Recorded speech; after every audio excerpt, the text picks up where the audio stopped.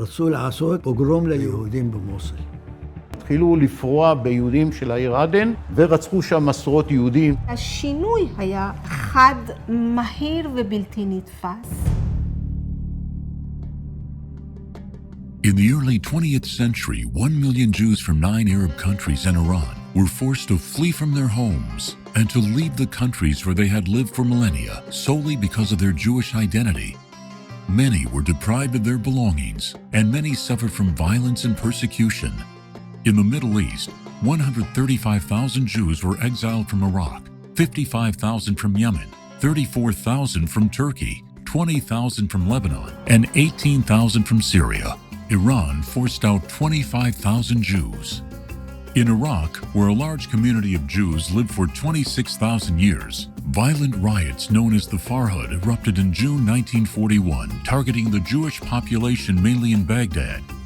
Dejected soldiers of a failed coup took advantage of a power vacuum and swarmed into Jewish communities together with a bloodthirsty mob, killing 179 innocent people, injuring more than 2,100, and leaving 242 children orphans. זאת המכה הראשונה הבאמת גדולה והטרגית על יהדות עיראק. צריך לזכור, זה 2,500 שנה של קיום של קהילה יהודית משגשגת. In 1948, as a response to the partition plan and Israel's independence, laws were passed making Zionism a criminal offense, allowing the police to raid and search thousands of Jewish homes for any evidence of Zionism. באו לחנויות של היהודים, סגרו, שמו שעבה בתוך המנעולים. עם הסחורה, עם הכל, אתה לא יכול להיכנס. שמו שם שומרים, כל מה שיש בפנים, הממשלה לוקחת. את הבתים. מי שמכר ולא העביר טאבו, לא יכול למכור. ואז התחילו לעשות בעיות ליהודים, להציק להם. אנשים הם זקנים, רבנים, סופנים בזקן, יורקים בפנים. התחיל להיות רע ליהודים. הרכוש היהודי בוער, או שנבזז. ויהודים בסכנה גדולה, כי מחפשים יהודים כדי להרוג אותם. נורי סעיד הוא האיש החזק בעיראק, הוא מזמין את הרב חדורי, מאוד מכובד, הוא מנהיג הקהילה היהודית. הוא אומר להם, מעכשיו אני מסיר את הגנתי מהיהודים של עיראק. רצו לעשות פוגרום ליהודים במוסול.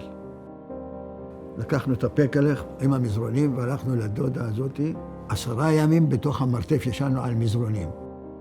קיבלו מידע שהתחילו לבוא מסות של ערבים, לבוא להרוג את היהודים. כל היום היינו באיומים. הכל מוליך לכיוון לא טוב, מאוד לא טוב. שכל הרכוש שלהם מוקפא, הם לא יכולים למכור שום דבר, הכל קפוא. לאמא שלי היה זהב על הידיים, הוריד את הזהב, מכרנו אותו, ועם הכסף קנינו בגדים. אי אפשר לחיות בצורה כזאת. In the years 1948 to 1951, over 120,000 Iraqi Jews immigrated to Israel to forge a new life. The ancient Jewish community in Iraq, which at one time constituted nearly 1/3 of the total population of Baghdad, is now non-existent. The Yemeni Jews faced some of the worst persecution. At the end of November 1947, the Arab population of Aden in Yemen decided to hold a 3-day strike in protest against UNGA Resolution 181, the partition plan. The protests quickly turned violent. Over 80 innocent Yemeni Jews were slaughtered. Over 100 Jewish-owned businesses were completely looted, and homes, schools, and synagogues were burnt to the ground. This was one of the most violent attacks on any Jewish population in the Arab world. זה טרגדיה. שנאה תהומית בין היהודים לבין הערבים. אחת הקללות שהערבים היו מקללים את היהודי, קוראים לו חזיר, שזה בערבית חנזיר. יא חנזיר, יא כלב. המוסלמים התחילו להתפרע, כלומר התחילו לפרוע ביהודים של העיר עדן, ורצחו שם עשרות יהודים, שרפו באש את הבתים. אפשר לומר שחלק גדול מהיהודים בתימן היו למעשה פליטים. נאלצו לברוח, או שגירשו אותם, ממש גירשו אותם. By the end of the operation, over 47,000 Yemeni Jews were rescued from persecution and taken to their new home in the state of Israel. היהודים מנסים למכור את הבתים, מוסלמים לא רוצים לקנות. ברוב האזורים המוסלמים שיתפו פעולה, אמרו, ממילא היהודים עולים לארץ, למה שנשלם כסף על הבתים? הם יעלו לארץ בכל מקרה, אנחנו נשתלט על הבתים שלהם בחינם. יש כאלה שהצליחו למכור, יש כאלה שלא הצליחו למכור. יש כאלה שהשאירו את הכל על מקומו בשלום ועזבו את גלות עמם. A unique and creative solution was found for saving the persecuted Yemeni Jews. From 1949 to 1950, the Israeli government enacted Operation Magic Carpet. The Jewish diaspora into Babylonian and Persian lands began in the 6th century BCE during the reign of Nebuchadnezzar. Following the destruction of the First Temple in Jerusalem, Persian Jewish society flourished. This lasted until 1979. With the Iranian Revolution, when Ayatollah Khomeini took over and established the Islamic Republic in Iran. הייתי סטודנטית, נכנסתי לשירותים, ומאחורי הדלת בגדול היה כתוב מוות למלך. היהודים לא היו שותפים לכל המהפכה הזאת. בכלל, היהודים הם נהנו משוויון זכויות. הייתי איראנית כמו כל איראני אחר. השינוי היה חד, מהיר ובלתי נתפס. לנו החיים היו בלתי נסבלים. זה היה רק לשרוד ולהעביר את היום ולעוד שבוע ולעוד חודש. אבל אלה לא היו חיים בעצם.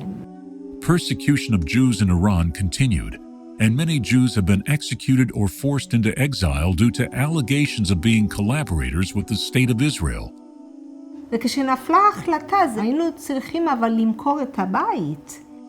אייתוללה חומייני הכריז איזו הכרזה, ואמר חלק מהיהודים מתכוונים למכור את רכושם ולשלוח לציונים. אתם האומה האיראנית, זאת החובה המוסרית והאסלאמית שלכם, להודיע מיד לקומיטה הכי קרוב לשכונה שלכם. אני, אחי וההורים שלי, כל אחד עם מקל ביד, אחרי מסע של 3-4 ימים בקור העז של ההרים ובחושך מוחלט, רעבים, צמאים. אני זוכרת את הייאוש, אני זוכרת שהרגשנו שאנחנו עד הבוקר נמות. ברגע הזה, זה היה רגע שאני בחיים לא אשכח. 4 חיילים טורקים עם עששיות כל אחד ביד, כמו מלאכים ממש. מיד אני אמרתי שאנחנו יהודים, וכל המטרה שלנו היא לעבור מכאן ולהגיע למדינת ישראל. The Jewish exiles who were forced to flee their homes overcame personal and communal tragedy and not only persevered, but thrived. Many have risen to important positions in the national government and in the public and private sectors. They have made an invaluable contribution to the fabric of Israeli society, and their vibrant cultures are an integral part of the colorful mosaic of the Jewish people in the land of Israel. It is time for the world to hear their story.